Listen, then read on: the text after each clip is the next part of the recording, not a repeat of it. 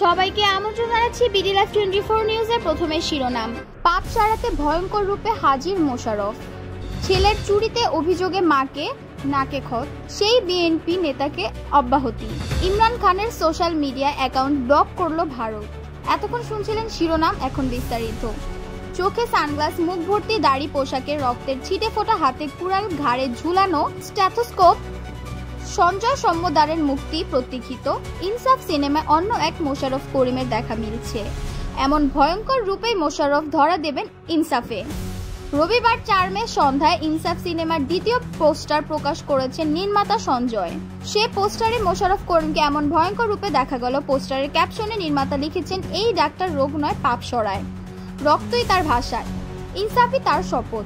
বড় পর্দায় মোশাররফ করিমকে এর আগে জীবন ঘনিষ্ঠ বিভিন্ন চরিত্রে দেখা গেছে, তবে এমন অ্যাকশন অবতারে কখনো দেখা যায়নি তাকে। এবারই প্রথম ধুন্ধুমার অ্যাকশন সিনেমায় কাজ করছেন দেশের শক্তিমান এই অভিনেতা।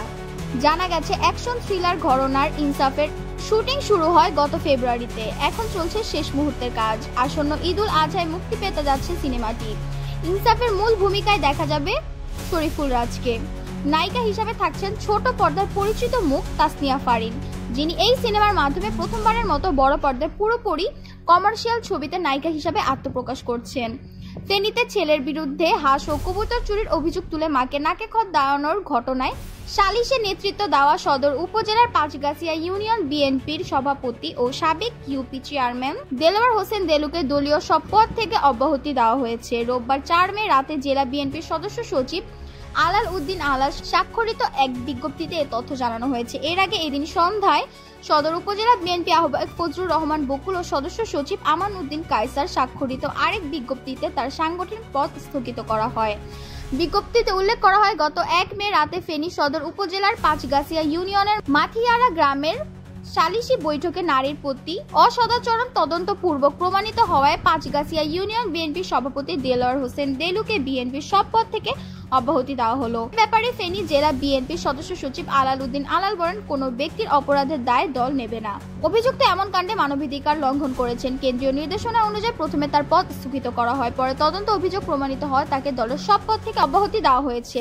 এখন থেকে তার সঙ্গে দলের কোনো ধরনের সম্পর্ক নেই। পাকিস্তানের সাবেক প্রধানমন্ত্রী ও দেশটির প্রধান বিরোধী দল পাকিস্তানি তেহরিক-ই-ইনসাফের প্রতিষ্ঠাতা ইমরান খানের সোশ্যাল মিডিয়া প্ল্যাটফর্ম এক্স এর সাবেক টুইটার অ্যাকাউন্ট ব্লক করেছে ভারত। একই সঙ্গে দেশটির সাবেক ও পররাষ্ট্রমন্ত্রী পিপিপির প্রধান বিলাওয়ালা ভুট্টো জারদারির এক্স অ্যাকাউন্টও ব্লক করেছে দেশটি। জম্মু ও কাশ্মীরের পেহেলগামে সাম্প্রতিক সন্ত্রাসী হামলার জেরে ভারত পাকিস্তানের উত্তেজনার মধ্যে এই পদক্ষেপ নিল দেশটি। ভারতীয় গণমাধ্যমের বরাত দিয়ে সোমবার 5 মে এক প্রতিবেদনে এই তথ্য জানিয়েছে সংবাদ মাধ্যম দ্য ডন।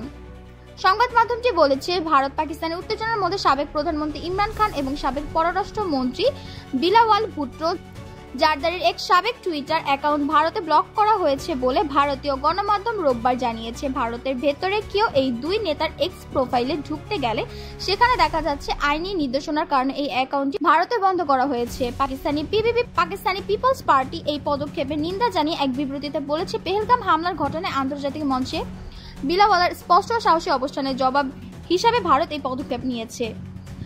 বিলাওয়াল হাউসের গণমাধ্যম সেলের এক বিবৃতিতে বলা হয়েছে, ভারতের প্রধানমন্ত্রী নরেন্দ্র মোদী বিলাওয়াল ভুট্টো জারদারির বক্তব্যে আতঙ্কিত।